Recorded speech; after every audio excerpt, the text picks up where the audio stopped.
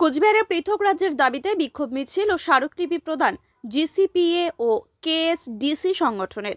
সোমবার দুপুরে কুচবিহার রাসমেলা মাঠের সামনে থেকে গ্রেটার কুচবিহার পিপলস অ্যাসোসিয়েশন ও কামতাপুর স্টেট ডিমান্ড কাউন্সিল সংগঠনের যৌথ উদ্যোগে পৃথক রাজ্যের দাবিতে একটি বিক্ষোভ মিছিল অনুষ্ঠিত হয়।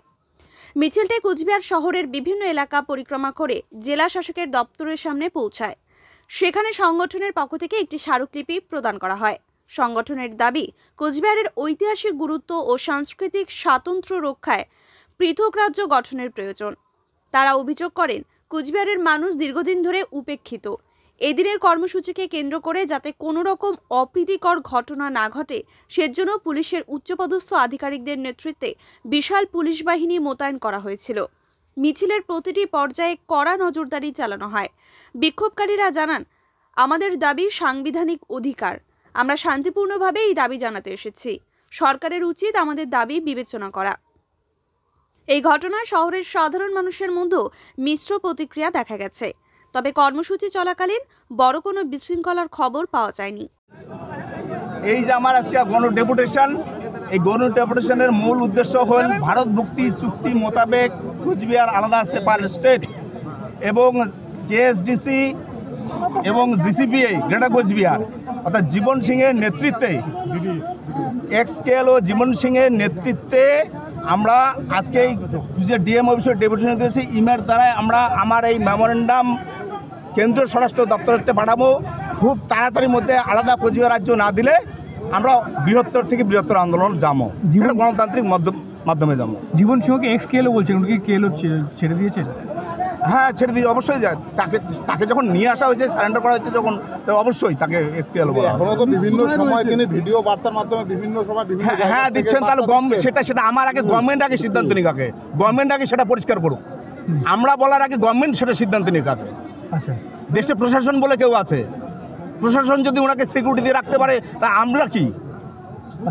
আপনাদের মূল দাবি হলো কামতাপুর আলাদা। মূলত দাবি হলো কোচবিহার রাজ্য, বৃহত্তর কোচবিহার রাজ্য অর্থাৎ মার্জার এগ্রিমেন্ট। আমাদের মূল কথা হলো, আমরা বারবার দিয়ে এসছি, এটা ভারত মুক্তি চুক্তি মোতাবেক মার্জার এগ্রিমেন্ট। এই কোন কোন সংগঠন আছে এখানে? এখানে জিসিপি আছে, কেএসডিসি আছে, আরও বিভিন্ন সংগঠনগুলো এখানে আছে। হ্যাঁ, কতগুলো সংগঠন আছে? কিছু সংগঠন আছে, সব যৌথ মঞ্চ এটা। হ্যাঁ, যৌথ মঞ্চ। কতদিনের সময় দিচ্ছেন প্রশাসনকে বা রাজ্য সরকারকে? খুব তড়িঘড়ির মধ্যে না করলে পরে বললাম তো, বৃহত্তর গণতান্ত্রিক পদ্ধতিতে আমরা বৃহত্তর থেকে বৃহত্তর আন্দোলনে যাব। আচ্ছা, কত লোক এসছে, কোথা থেকে এসছে? প্রচুর লোক এসছে, এখানে হাজারো লোক এসছে। এইভাবে কাউন্টিং করে বলো অন্তত 30-40 হাজার লোক। 11 তারিখ থেকে আবার বংশীবদন বর্মন উনি আবার রেল অবরোধের ডাক দিয়েছেন। হ্যাঁ, উনিও ডাক দিয়েছেন। উনিও ভারত মুক্তি চুক্তি মোতাবেক মার্জার এগ্রিমেন্ট নিয়ে ডাক দিয়েছেন। প্রয়োজনে আমরা ওনাকেও সমর্থন জানাবো। একসাথে মানে এই দাবি নিয়ে আপনারা সবাই একসাথেও কাজ করতে অবশ্যই হতে পারে। হ্যাঁ, কিন্তু আজকের যে ডেপুটেশনটা এটা জিসিপি এর থেকে দেওয়া হচ্ছে, জিসিপি এবং কেএসডিসির তরফ থেকে। কেএসডিসিটা কি full form? KSDC Kamtapur state demand council. আচ্ছা, আপনার নামটা? আপনি কি কেএসডিপির সভাপতি? আমি জিসিপি গ্রেটার কুচবিহার পিপলস অ্যাসোসিয়েশনের প্রেসিডেন্ট, বা আমার ভাষার যেটা কই গড়িয়া সভাপতি। আপনার নামটা? মোর নাম অমল দাস। বলছি জীবন সিংকে সামনে রেখেই এবার আন্দোলন হবে, তাই তো? হ্যাঁ, অবশ্যই। উনিও জাতিমাটির একজন নেতৃত্ব, উনি একজন মহান নেতৃত্ব, ওনাকে আমরা সামনে রাখতে চাই।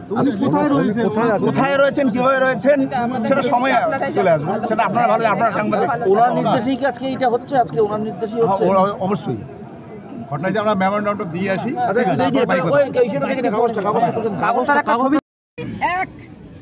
আমাদের গ্রেটার কুচবিহার অথবা কামতাপুরি যে সমস্ত আন্দোলন